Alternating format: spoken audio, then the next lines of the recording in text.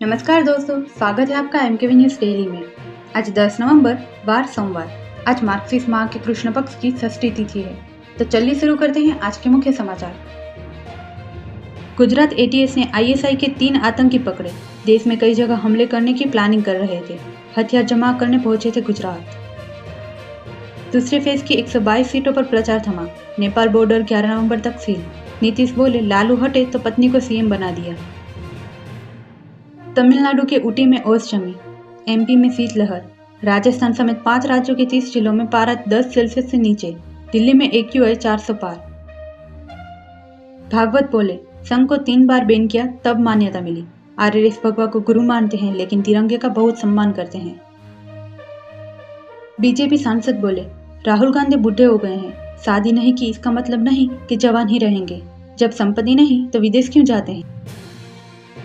भारतीय वायुसेना का 93वां स्थापना दिवस। ब्रह्मपुत्र नदी के ऊपर लचित घाट पर 75 विमान का फ्लाइंग डिस्प्ले। राफेल, सुखोई, तेजस ने बनाए 25 फॉर्मेशन। कश्मीर में पाकिस्तान का नेटवर्क। 120 जगह छापे। सिम कार्ड, डिजिटल डिवाइस जब्त। आतंकियों के मददगार 2 पुलिस अधिकारी पर खास। दिल्ली एयरपोर्ट के ट्रैफिक सिस्टम पर साइबर हमले का शक। अचानक आई खराबी की हाई लेवल जांच शुरू। फ्लाइट ऑपरेशन 12 घंटे प्रभावित रहा था। मोदी बोले उत्तराखंड का असली परिचय आध्यात्मिक शक्ति। दुनिया की स्पिरिचुअल कैपिटल के रूप में स्थापित हो सकते हैं। 8,140 करोड़ की योजनाएं शुरू की। राहुल बोले वोट चोरी को SIR से कवर कर रहे। मोदी शाह ने लोकतंत्र का नुकसान किया। पचमढ़ी में जंगल सफारी की, बच्चों से मिले। अजित पवार के बेटे की कंपनी का एक और घोटाला। सरकारी जमीन हड़पने का आरोप। पहले पुणे में प्रॉपर्टी की डील सरकार ने कैंसिल की थी।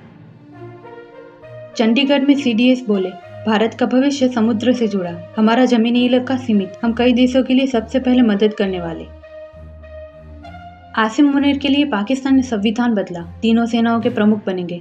पहली बार ये पद बनाया गया। मई में फील्ड मार्शल बने थे। 1971 युद्ध के बाद पहली बार बांग्लादेश पहुंचा पाकिस्तानी वॉरशिप। 4 दिन चटगांव में रहेगा। भारत से तनाव के बीच करीब आ रहे दोनों देश। ममदानी के बाद शेखर चक्रवर्ती सांसद बनने की रेस में।